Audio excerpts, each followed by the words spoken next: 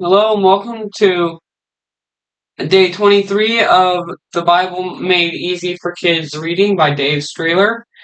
It is day 22 of Lent. We are halfway through the book and we're going to be starting on page 189. Daniel honors God. When the people of Judah were taken as slaves to Babylon,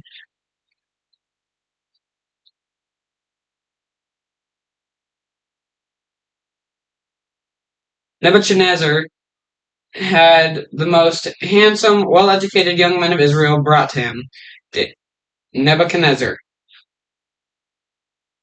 Daniel was one of them. Ashpenaz was put in charge of the men who was to teach them the language and writing of Babylonians.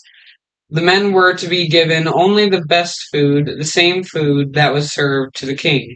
After 3 years of training, they would be ready to serve King Nebuchadnezzar.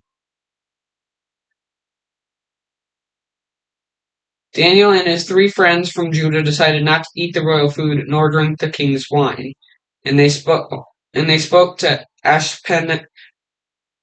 And so they spoke to Ashpenaz about their decision. Ashpenaz, the king's top official, said to them, "The king himself has ordered what food you must get. Why should he see that you looking worse than the other young men? That would get me into big trouble." Then Daniel said to the guard, who was looking after them, "Test us for 10 days. Give us only vegetables to eat and water to drink." The official agreed and gave them only vegetables and water. After 10 days, Daniel and his 3 friends looked healthier than the men who ate the royal food. So from then on, the guard let them eat only vegetables. God gave the 4 men knowledge and wisdom, and Daniel could understand visions and dreams. At the end of their time of training, they were brought before King Nebuchadnezzar, and after the king had talked with them, he found no one like them. They were 10 times better than anyone else in the whole kingdom. The king's dream.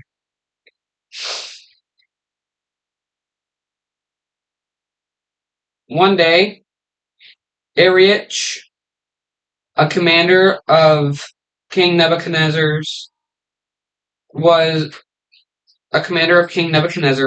ordered to have all the wise men in Babylon put to death. Daniel asked him, "Why has the king given such a harsh order?" Arioch explained that the king had a strange dream that troubled him. He had called in all his wise men to tell him the dream and explain what it meant. Yet no one was able to tell the king the meaning of his dream. When Daniel heard this, he went to the king and asked for some time to find out the meaning of his dream. Later, Daniel went back to the king and said, "No wise man can tell the king the mystery of the dream, but there is a God in heaven who makes mysteries known. This is the dream you had. You looked, and there stood the enormous, bright statue. Its head was made of gold, its chest and arms of silver, its belly and thighs of bronze, its legs of iron, and its feet were made of iron mixed with clay. While you were watching, a rock struck the statue on its feet, and the whole statue broke into tiny pieces." Then Daniel explained the dream and told the king that he was the head of gold. So the king rewarded Daniel with many gifts and made him ruler over Babylon. Head, gold. King Nebuchadnezzar's kingdom. Chest and arms, silver. A less powerful kingdom. Belly and thighs, bronze. A kingdom that will rule over the whole earth. Legs, iron. A kingdom as strong as iron. Feet. Iron mixed with clay. A weak kingdom where the people are divided. One day, King Nebuchadnezzar decided to make a tall image of gold. Then he invited all the important officials to come to the dedication of the image. When everyone had gathered, they were told, "As soon as you hear the music playing, you must fall down and worship the image of gold. If anyone does not bow straight away, he will be thrown into a blazing furnace." And so, when the music started, the people fell down and worshipped the image. But 3 men kept standing and did not bow down. They were Daniel's friends, Shadrach, Meshach, and Abednego. The king was furious and had them brought to him. He said to them, "Is it true that you do not serve my gods or worship the image of gold I have set up? If you do not worship the image I made, you will be thrown into the fiery furnace. Then what God will be able to rescue you?" But Daniel's friends replied, "O Nebuchadnezzar, we do not need to answer your question. If we are thrown into the furnace, our God is able to save us. But even if he does not, we will never serve your gods." Nebuchadnezzar became even more angry and ordered that the furnace be made 7 times hotter. Then Daniel's 3 friends were tied up and thrown into the furnace. But when the king saw that the men were untied and walking around, and that there was someone else with them, he went to the furnace and shouted, "Servants of the Most High God, come out." When they did, they were unharmed, and their clothes didn't even smell like smoke. Nebuchadnezzar was amazed and praised God.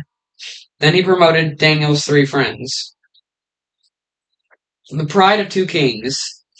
Sometime later, as King Nebuchadnezzar was looking over the great city of Babylon, he became proud of who he was and all he had done. So the Lord humbled him by taking away his kingdom. He was chased away by his own people and lived like an animal in the wild, eating grass. At the end of the time that God had set, Nebuchadnezzar looked up to heaven. As he did, he started thinking clearly again, and he worshipped the living God. Not long afterwards, he was made king again. Then he declared, "Now I praise and glorify the King of heaven, because everything he does is right."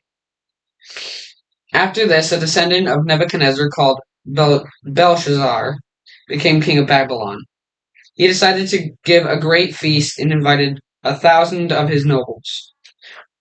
While Belshazzar was drinking wine, he gave an order to bring in the gold and silver cups that Nebuchadnezzar had taken from the temple in Jerusalem. So they brought out the gold cups, and Belshazzar and his guests drank from them. Suddenly a hand appeared and started writing a message on the palace wall.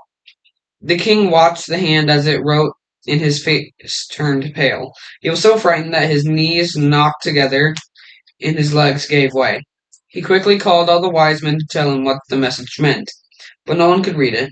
Then they went to call Daniel, and Daniel said to the king, "This is what the message means. God has numbered the days of your reign and has brought it to an end."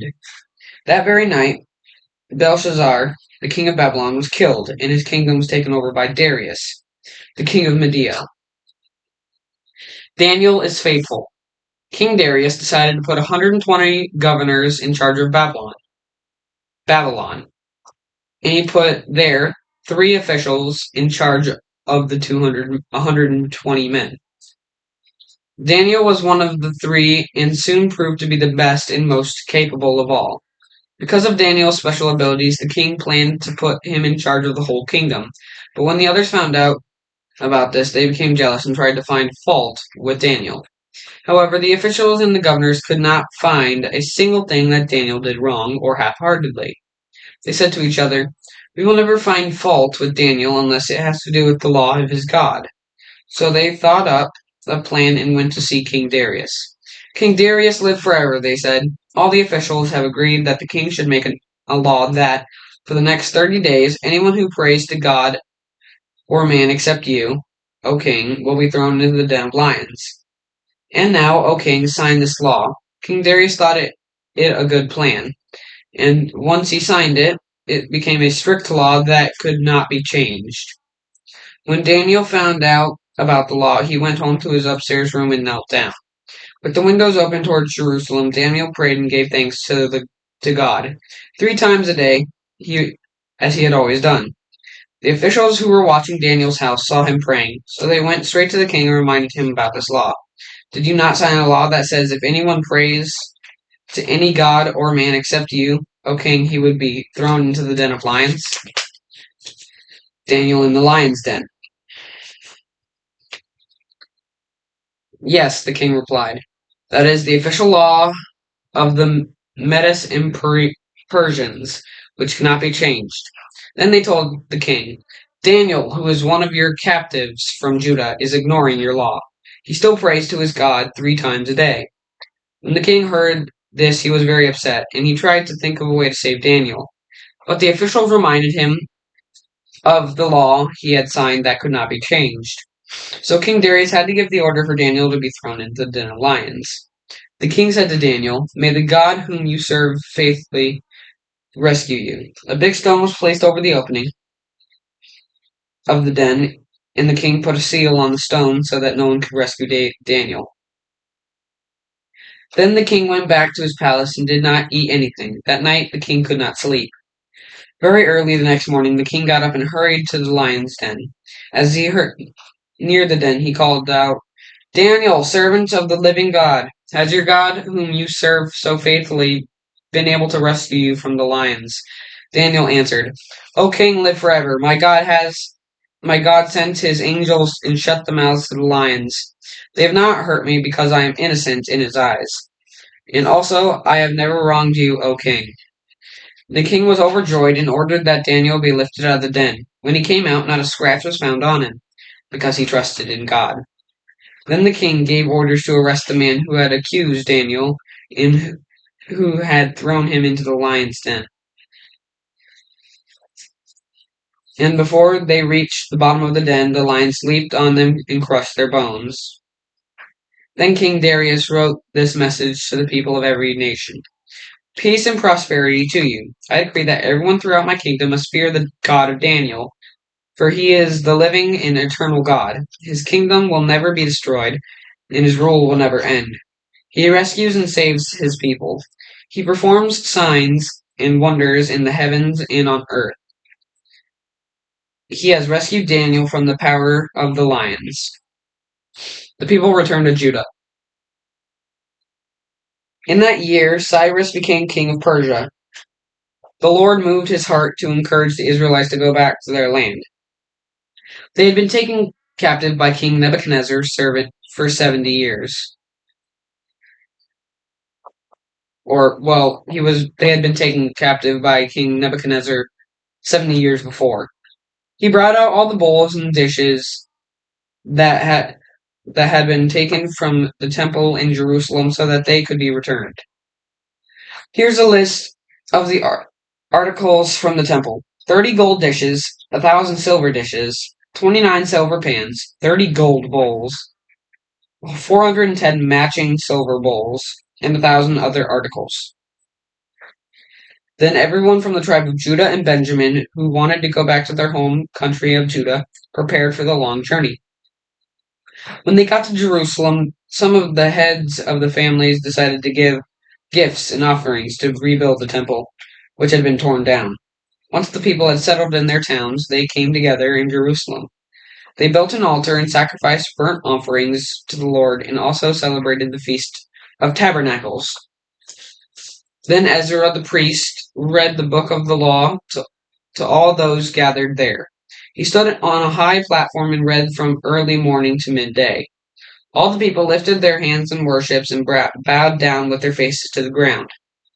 As Ezra read, some of the Levites explained the words so that everyone understood what was being read. The people were sorry for what they had done and wept, but Ezra said to them, Don't weep, for today is a special day and holy day. I will now let my sister set up for her part of the reading. Rain? Other than that, that was the Bible Made Easy for Kids reading. She's going to give you 2 verses.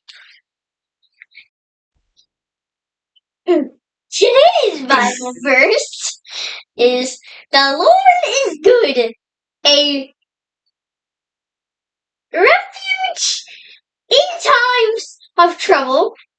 He cares for those who trusted him. Now, Tom, what did I say? Nahum. Nahum 1:7. That's it. Show the picture. This is the picture.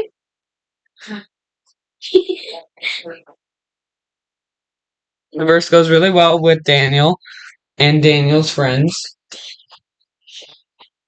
Shadrach, Meshach, and Abednego. Go. Thank you all so much for watching. Please share with others.